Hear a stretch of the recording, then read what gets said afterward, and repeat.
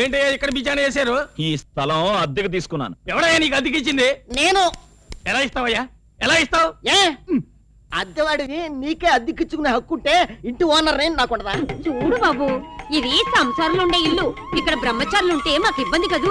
ఆహా అత్తమ్మ రోయ్ అబ్బా అయ్యో ఇదిగో అత్తమ్మ నీకే కనుక కూతుందనుకో మరి రాజాకి పెళ్లి చేసాయి ఫ్యామిలీ సెటప్ చేసుకుంటారు. అబ్బా నీ పిండం పిచ్చుకలు కెట్ట అవే మాటలరా. అండాలమ్మ గారు వాళ్ళతో గొడవ ఎందుకు మీకు?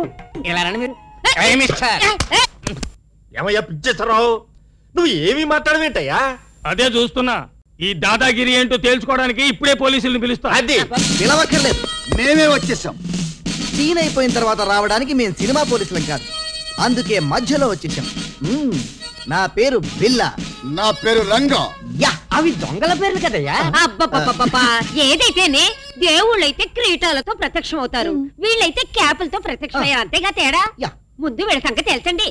బిలా ఇలా వచ్చావే? నమస్కారం సార్, మీకోసమే. అవును, మీరు ఇక్కడ ఉన్నారని తెలిసి వచ్చాం.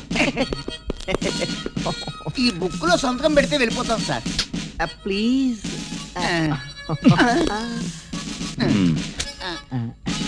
ఈ సంతకం మీరే పెట్టచ్చు కదా. అంటే రూల్స్ ఒప్పుకో కదా అని. అబ్బో, రూల్స్ కూడా తెలుసా మీకు? సరే మీరు బయలుదేరండి.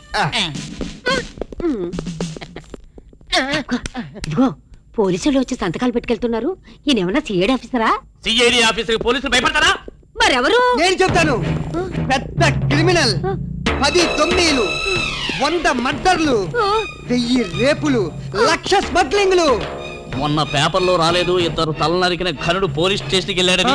అది మా బాసే.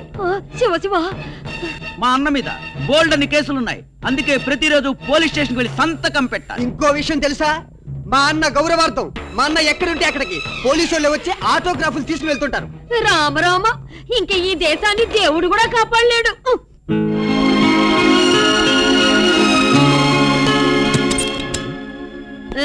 ఈ పిల్ల ఎక్కడ? భయంతో గది ఖాళీ చేసేసిందా? ఆ పిల్ల అంత పిరికి పిల్లేం కాదు. ఈ చిట్టి మొత్తం 30 తిప్పలు పెట్టి 3 చెరువులు నీళ్లు తాగిస్తుంది. ఎక్కడికి వెళ్ళింది? ఉద్యోగానికి. ఎక్కడ? ఏమో నాకేం తెలుసు.